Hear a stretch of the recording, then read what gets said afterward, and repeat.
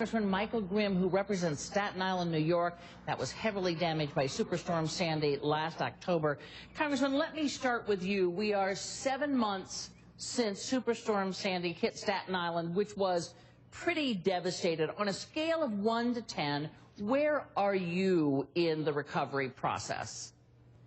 On a scale from 1 to 10, I'd say we are probably at about a 6. A lot of work has been done, but you have to recognize there are still families that are displaced, not back in their homes yet, and there are still small businesses that have not reopened. So have we made progress? Of course we have. But for those that still are not in their home or their business still isn't open, we certainly haven't done enough, and it certainly is taking too long. And that's why I would say it's going to be very difficult for the governor to manage expectations, because you think the cavalry's coming, and it's going to take a long time, just because there is a bureaucracy that even during extreme times is very difficult to cut through. Sure, it's easy to see progress in the big picture, but when you get to the specifics, if you've been out of business for 7 months, that is way too long. Stick with me, Congressman. Let me bring in Mayor Colbert King. Tell me about Joplin. We're 2 years now, and you had almost an identical storm to what they suffered in Moore. It was an F5. It didn't total Joplin, but it certainly laid her low. Where are you now on a scale of 1 to 10? Right, Candy. It's an eerie deja vu, if you will, when we look at Moore, Oklahoma, because you wake up and you say, what in the world? This happened again. And 2 years later, we are progressing. However, we do still have a long way to go also. And I agree with the statement just made. Your expectations are always greater than what is delivered immediately. Your first thought is to get your city, make sure your citizens are okay, and to get your city back on track. However, you do have to go through the proper procedures that the government has outlaid for FEMA. You do have to follow those guidelines, and sometimes it can be frustrating, but the key thing is to communicate with your citizens. Communicate every day what's going on, where you are with the process, and that'll help relieve some of their fears. Governor, bringing you back in, what do you think will be your biggest long-term problem? When you look down the road, we all know you have to get that debris out of there.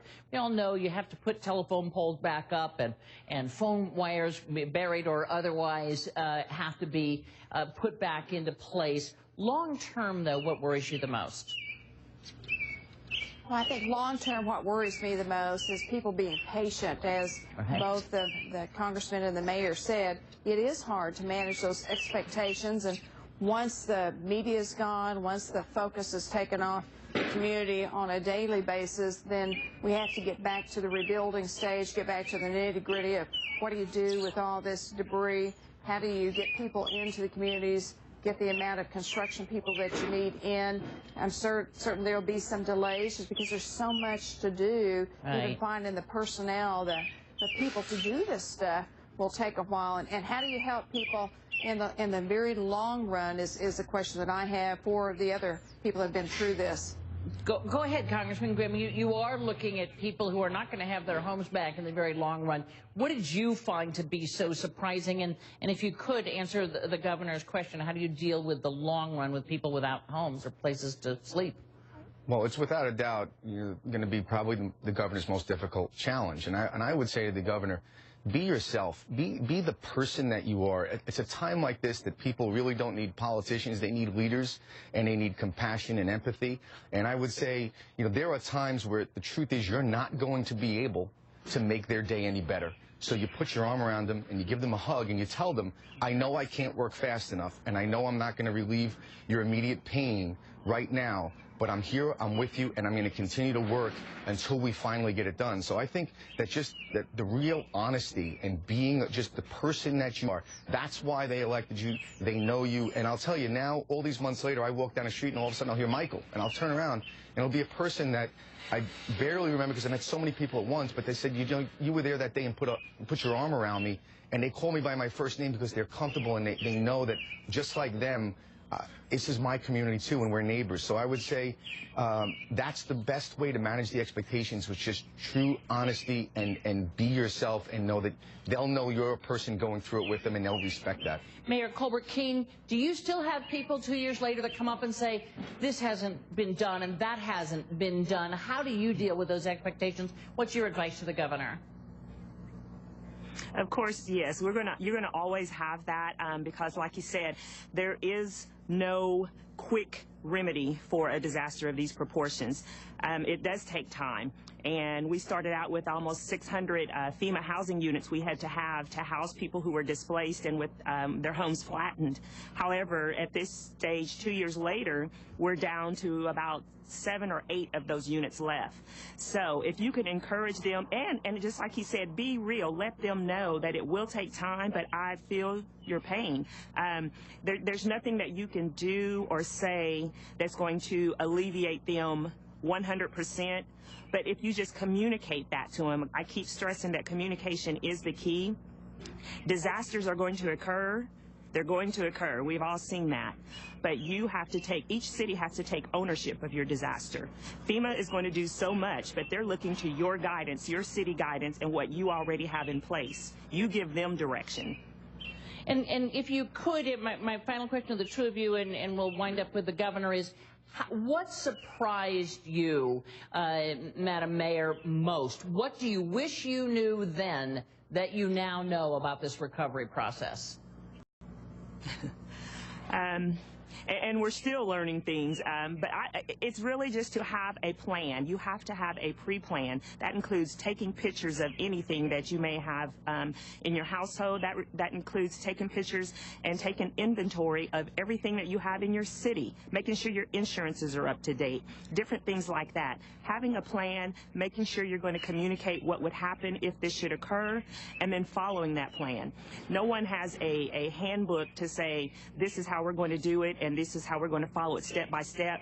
You create it for your own city, and you are going to make sure that your city gets to be exactly where it needs to be once you get through all this. And Congressman, to the governor, what surprised you now 7 months later that you say to yourself, I wish I'd known that because I'd have started this earlier? Well, without a doubt, relying on just your everyday average citizens. They're the true unsung heroes in this. They are going to step up in a way you'll never imagine, and they know their neighborhoods.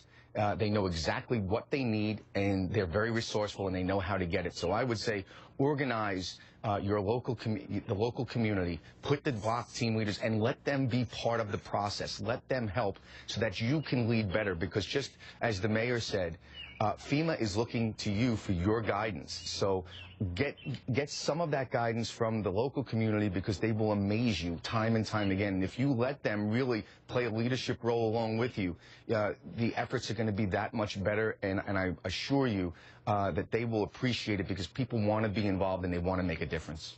Governor Falllin, as a final question, bring us up to date on the citizen help that you've seen so far. Again, you're less than a week from that monster tornado, but what's it been like there in terms of what the Congressman was just talking about, ordinary citizens? Well, it's just been absolutely remarkable and very hopeful to see how the citizens have responded. I guess that was the biggest thing I had to overcome immediately after the storm hit. I felt like I had to do everything right then and right at that place, but the communities did step up. The fire departments, the police officers, the emergency personnel, the local mayors, I mean, they were on the ground. I could see them from the news media that was showing live right after the tornado hit the ground. I could see citizens running through the debris, running through the community, going house to house, fire trucks, police cars, immediately within 5-10 minutes after it hit, just immediately going into action. It's been very encouraging. But our people are doing well. They're resilient. There's already a big path of debris that's been moved around. People gathering their stuff. We're having a big faith service tonight, a prayer service, to help with the healing process itself. And it's been truly remarkable to see how our people have responded and how strong they are. Governor Mary Falllin. We will check back in with you over the weeks to come. It's a long process, as you just heard. Mayor Melody Colbert-Keene, thank you so much for being here, as well as Congressman Michael Grimm. I feel like you all ought to form a panel and bring in others who have faced this kind of thing and do a sort of a disaster how-to. Thank you so much, all of you, for your time this morning. Thanks. Thank you. When we return, the president's counterterrorism